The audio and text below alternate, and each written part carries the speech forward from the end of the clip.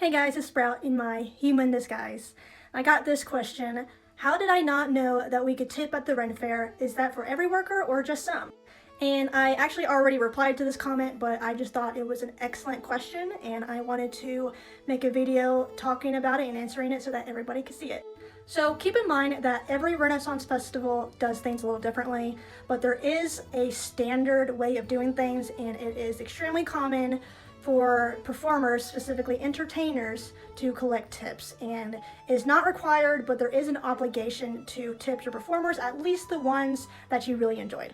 There is only one Renaissance festival that I know of where the entertainers are not allowed to collect any tips, and that is the Maryland Renaissance Festival, but they also get paid more to compensate for that, so it's not a bad thing. But that's the only one that I know of. All the rest of the festivals should have entertainers that collect tips. And for the purposes of this video, I'm specifically only talking about entertainers and performers. I'm not talking about any boothies who collect tips or anybody who's like selling alcohol and collect tips. I'm only talking about entertainers. And when I say entertainer, I specifically mean the contracted entertainers. And that is different from cast members. And that is relevant because typically entertainers collect tips, but cast members do not collect tips. So this really needs its own video, but the basic difference between the cast members and the entertainers is that entertainers are generally small groups, maybe even one person like myself, and they are independent and they often travel from fair to fair to do their performance, and they are normally professionals and they generally only have like one character or one specific act. I mean, they may change some things here and there, but this is our business, so we're not going to change like really big details about our business. Whereas cast members are specifically trained by the festival, and they are generally local, and they are basically volunteers. So they get compensated sometimes it's completely volunteer, sometimes they'll get paid like $10 to $20 a day.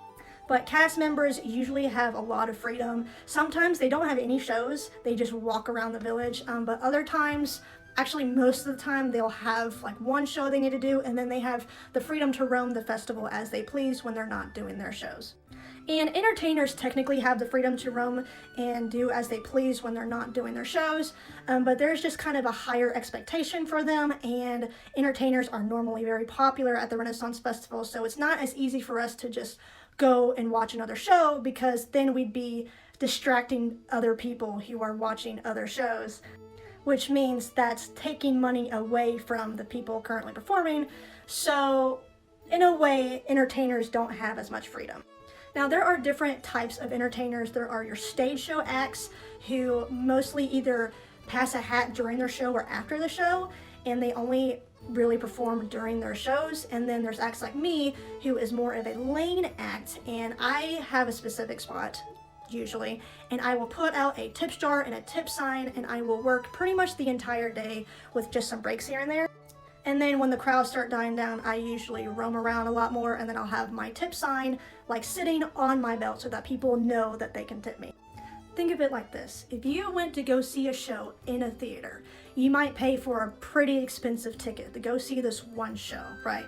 But when you are paying $20 to $30 tickets for a Renaissance festival, you are paying for 8 to 12 hour days full of performers of all kinds, stage shows, lane acts, cast members, and there's really no way that a $20 to $30 ticket could probably pay for all of the performances that you get to see for technically free. So think of tipping a performer kind of like paying your way into the show, as if you would buy a ticket to a normal theater show.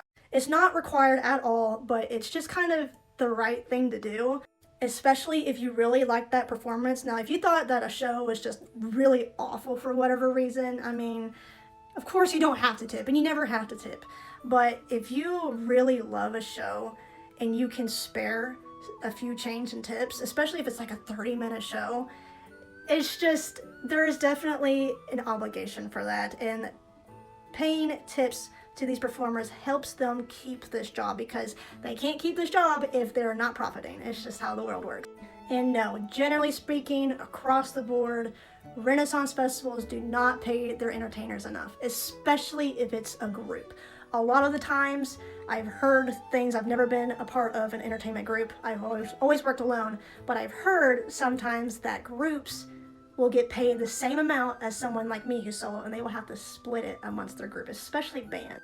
So keep that in mind next time you go to the Renaissance Festival, and if you have any more questions for me that you would like me to respond with in a video, please let me know. I would love to do more videos like this. I love talking about my job. So yeah, I'll see you next time.